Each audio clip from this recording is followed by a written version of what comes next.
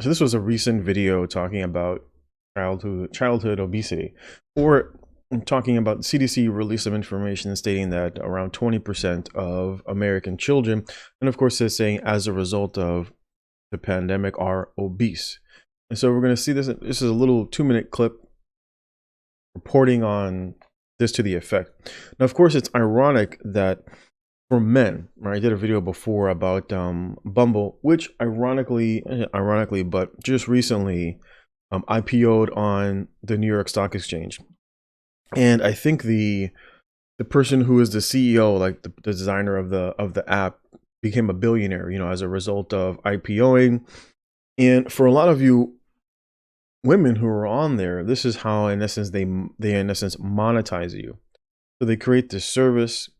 Men become less interested in the type of women that are on there, and of course, they want to penalize men for stating that they're not interested in women or trans women or obese women or women with kids, etc. And of course, this is always the route that they go for men, that men are not allowed, in essence, to have standards, but women can have all the standards that they want in terms of looking for a man.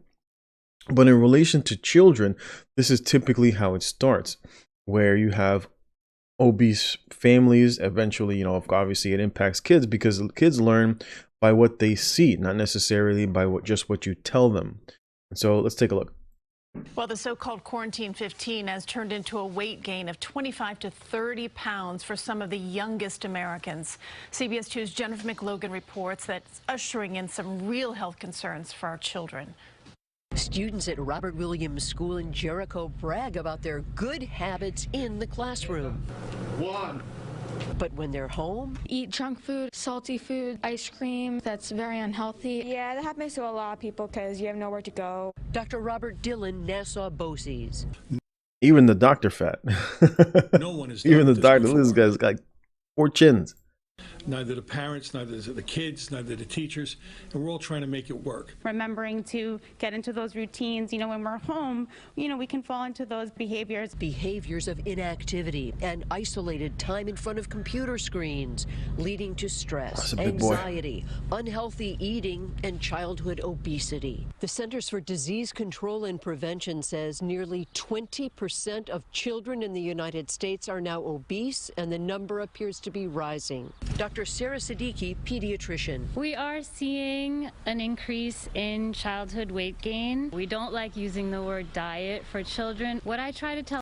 Now, I just want to say, stopping right here, it's been a long time since I, as a nurse, have even heard about weight loss and the type of food, at least at the hospital where I work at, let alone hear about hospitals campaigning for better health, weight loss, etc. Because for the longest, the narrative has been, my body, my choice, fat shaming is bullying and all that sort of stuff. And of course, as a result of that, time passes by and then people start to feel the impact. I tell you for a fact, as a nurse, over a lot of the patients that we take care of are morbidly obese, just like 200 to 250, even the women come in at 225, 250, 280. And these patients are heavy. Even for me when it comes to turn and positioning, cleaning, because many of these patients don't want to walk or can't walk because they're too obese and they have joint pain. So they really can't mobilize. And of course, when you can't mobilize, everything in the body slows down. And so all of that has an impact on your health. But when we're adults, especially for men, when it comes to being able to say, I don't want a woman who is fat. I don't want a woman who is obese, because it will impact the children that I may reproduce as a result of having a relationship and then potentially marrying that individual, or just having an out of wedlock child. Over the chance of having a child that is also obese then goes up. And of course, as men, we want to be able not only to protect our seed, to protect our progeny so that they're able to live a good and healthy life. But that's as a result of the system. The system beats men down and tells men that men can't have standards. And all of this, of course, has an impact on the future. Tell parents is to not really focus on the child themselves, to make a big family project out of it. Exercise as a family with online videos or virtual classes. And like I said, because that's typically where young people learn it from. They learn all of these habits. Mom is the one typically, that makes the food. And unfortunately, because of the high rate of single motherhood, many women maybe don't have the funds necessary for providing healthy meals, and so you'll see stuff like this. Challenges and games, assign calorie-burning chores, encourage outdoor play. Parents, in some cases, are looking at this and saying, it's really not so bad. This is a tough time. And they want their kids to be comfortable. But fatty, sugary foods and drinks can jeopardize long-term health. The Family and Children's Association is seeing a surge in virtual counseling. The so-called Quarantine 15 is turning into the Quarantine 25, worrisome for the youngest of Americans. On Long Island, Jennifer McLogan, CBS 2 News. And of course, I would say just as importantly, go ahead and shut this down.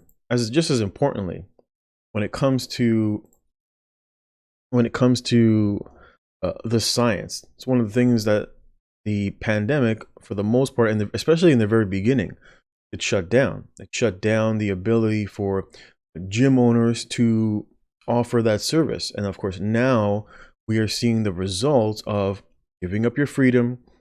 And as a result, now even the kids are impacted. There was another video that I watched where there was a young boy who was always isolated. He couldn't go to school, couldn't hang out with his friends because everybody had to wear a mask. Everybody was separated, and he killed himself. As a young kid, looked like he might have been maybe 10, 12. And there's been a couple of instances. There was another instance of a young kid on Zoom school who ended up taking his life on the Zoom while I think it was here in New York. I forget. But this is all the impact of when people choose to give up their freedom for a virus that they believe in, that they believe so fervently in, because of course that's what individuals have been told to believe. The last part of this clip, I'm going to finish the video here. It's going to be a 3-minute video followed by Owen talking more in-depthly about the pandemic numbers. The latest numbers from the CDC reveal hospitals have been counting patients who died from serious pre-existing conditions as COVID-19 deaths. One America's Pearson Sharp has more as the CDC counts over 51,000 patients who died from heart attacks as opposed to coronavirus.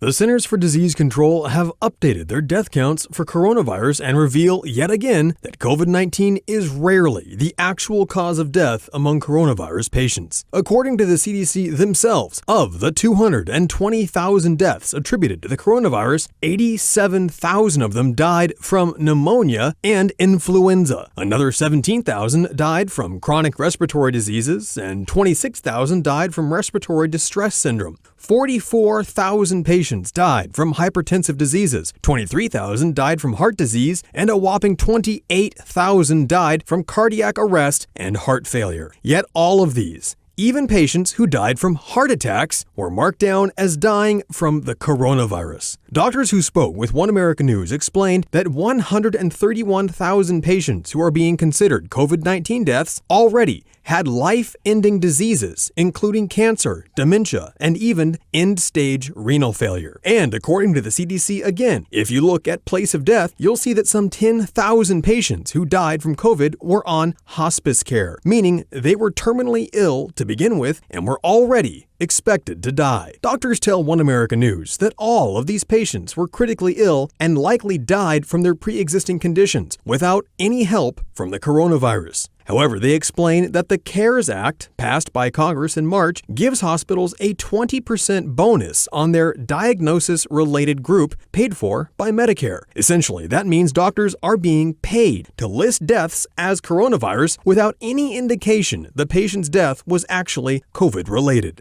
The 1918 Spanish flu is often used as an example of a comparable pandemic, and perhaps it's more comparable than most people realize, according to the National Institutes of Health and even Dr. Anthony Fauci himself, in a 2008 paper explained that the majority of deaths during the 1918 and 1919 pandemic were not caused by the influenza alone. Instead, Dr. Fauci says that the vast majority of deaths were caused by bacterial pneumonia. Exactly what the CDC shows we're witnessing again today. The CDC backs these numbers up, explaining that coronavirus itself is responsible for just 6% of all deaths listed as coronavirus-related. The other 94% of deaths are due to pre-existing comorbidities, including serious illnesses and advanced age. However, despite this report being officially published by the CDC, so far the mainstream media have completely ignored it, instead continuing to hype a pandemic that seems less dangerous every day.